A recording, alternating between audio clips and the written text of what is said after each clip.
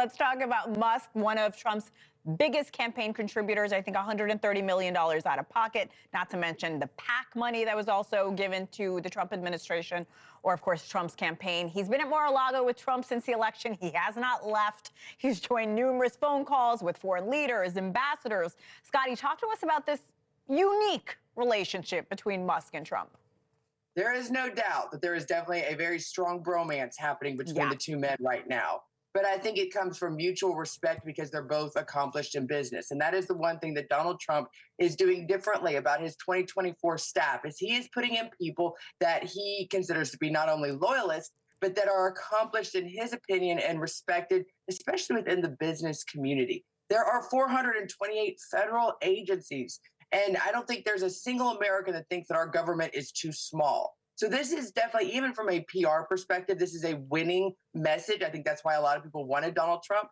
At the same time, what's going to happen is you're going to have to see results. And as your reporter factually stated, we already have an office that is tasked of making sure that we're efficient and we're on budget, the Office of Management and Budget. So obviously, this is going to be more of a checks and balances for them. And I think, once again, if you are a government employee, which is the federal government's one of the largest employers in the country, and you're just sitting there and kind of phoning it in or still staying at home in your pajamas doing your job, I'd probably start polishing up my resume because it's obvious Elon Musk is coming after you. Well, and we're hearing he's going to oversee eliminating redundancy in the government. He will not be an official employee of the U.S. government. They're really making that distinction. They're really nailing it home. But how do you see him working with Congress and others within Trump's administration?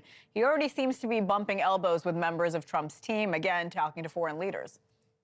Well, there's no doubt. And the reason why they're doing that is obviously you're not going to see Elon Musk separate himself from his business, all of his various business ventures that you're seeing Donald Trump continuously having to be pulled up ethically to see what he saw in the first term. So you're making sure Elon Musk is going to make sure that he can still make money and preserve his businesses, hence why he's not actually joining the administration. I would have to say, once again, this is going to be a very non-traditional administration, especially in the beginning.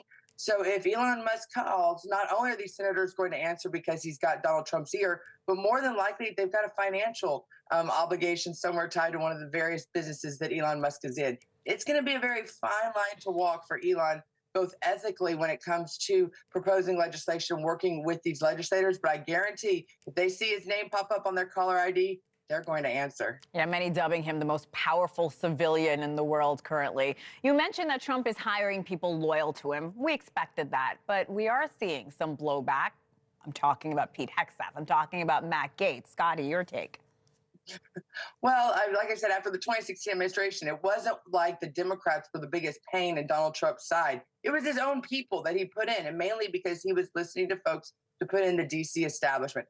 There is no doubt that he is coming in here with a wrecking ball, and he is going after some of these bureaucracies.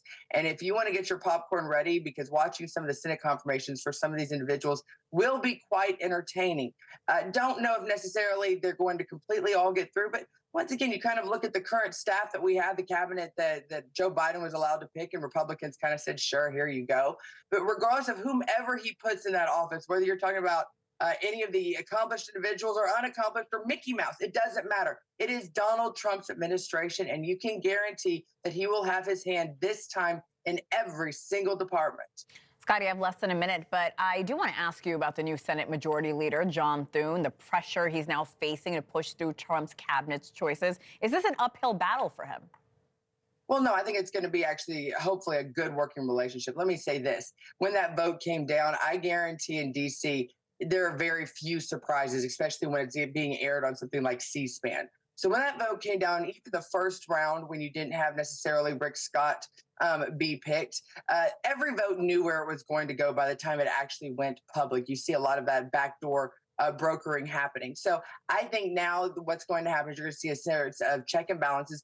And more importantly, in 2 years, there is going to be a midterm, and Donald Trump does not need to face what he faced in 2018. They are going to have to see work start from day one and some sort of progress of the agenda made, or the American people will switch out the House. And we all know that's where the impeachment hearings come up. So if Donald Trump does not see results almost immediately, you're going to see the last 2 years of his administration, just like it was we saw the last 2 years of his prior one. Yeah.